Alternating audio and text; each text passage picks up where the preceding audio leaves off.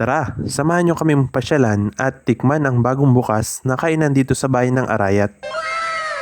Ito pala yung Chong Chicken Inasal, only rice, sisig at barbecue. Located lang pala ito sa San Agustin, Arayat. Katabi niya ang PJB Poultry Supply at katapat naman ng kanto papunta sa school ng AI. Along the highway lang ang pwesto nila, kaya siguradong madali mo lang itong mahanap. Kasama ko na naman pala ang pamilyang Palakad. Opening pala nila nung nagpunta kami at marami ng tao nung dumating kami doon. Siyempre, agad na kaming umorder at baka maubusan pa kami. Wala pa pala silang nakaprint na mga menu, kaya sa mismong counter mo lang makikita ang presyo ng inaalok nilang pagkain. Pwede kang mamili ng walang rice, single rice at only rice. Habang hinihintay namin ang order namin, binigyan na kami agad ng sabaw na bagong kulo. Talaga nga namang nausok pa sa sobrang init. Tapos dumating na nga ang order namin. Para sa akin, umorder ako ng paa ng manok o yung legs. Spicy pala yung pinili ko.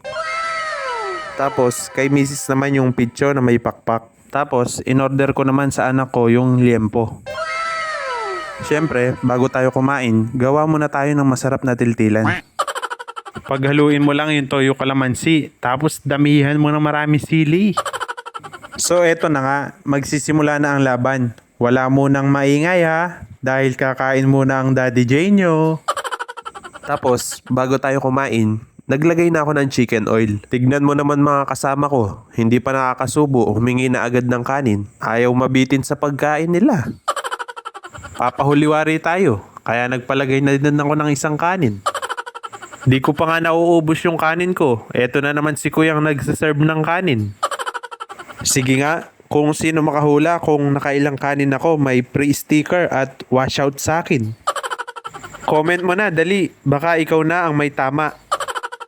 Eto na naman, nahingi na naman tayo ng kanin. Penaktak na yung chicken oil.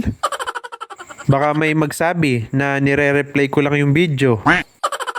Pero ang totoo niyan, malakas lang talaga tayong kumain. Tignan nyo naman mga kasama ko, basta nagsimula ng kumain, halos wala nang nagsasalita. Ayaw maistorbo sa pagkain nila.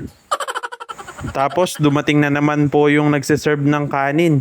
Nagpalagay na naman tayo ng 2 kanin. Tapos naglagay ako ulit ng chicken oil. Kahit ipanligo mo ata yung chicken oil dito, pwede. Pinapakita pa yung kinakain, parang nangiinggit pa oh.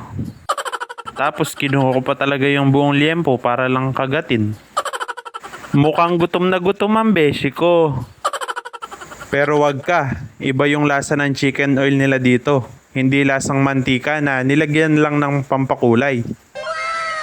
Kaya ang masasabi ko, chicken oil pa lang, ulam na. Tapos dumating na naman yung nagsaserve ng kanin. Ang sabi niya sa akin, yung isang kumakain kanina, nakapitong kanin. Sabi ko naman sa kanya, pang-siyam ko na to. Baka gusto mo, dyan ka na lang para di ka na pabalik-balik sa pagbibigay ng kanin. Habang kumakain ako, may nahagip na magandang babae sa vlog ko. Tapos sabi ko sa kanya, ate, ang ganda mo naman po. Tapos napagtanto ko, misis ko pala yun. Tapos sumulpot naman bigla yung maganda kong anak na gusto daw sumama sa vlog ko kahit busog na nakikain pa ulit sa akin. Ganadong ganado, basta nakabidyo. Maganda sana sa mga ganitong kainan na only. May palaro sila na paramihan ng mauubos na kanin para panigurado, champion antimano. Nabusog ka na, nalugi pa pati puhunan ng kinainan mo. Kung ako sa inyo, subukan nyo na kumain dito. Sulit ang pera nyo. Masarap ang pagkakatimpla nila sa manok at liempo. Kaya pati anak ko na maselan sa pagkain, nagustuhan din. Sa susunod, babalik ulit kami dito para tikman naman yung iba nilang ino-offer na pagkain. Salamat po, Chang at Chong sa masarap na pagkain. Alangan naman kay Chong ka lang magpasalamat. Damay mo na din pati misis niya.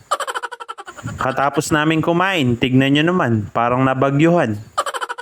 Pero syempre, ililigpit natin yan para naman magbalik ng ngiti sa mga crew. Napagod na sa pagtatrabaho nila. Alam namin na malit na bagay lang ito. Pero sana mahawa namin kayo sa ganitong bagay. Bago kami umuwi, may tinake out pa kaming buto. Kaya naman sulit na sulit ang kain namin dito. Paano ba yan? Hanggang dito na lang. Salamat sa panonood.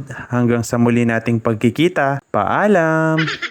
Oy, kung napasaya kita sa video na ito, paki-like, share at follow mo na ako. Uy, sana all!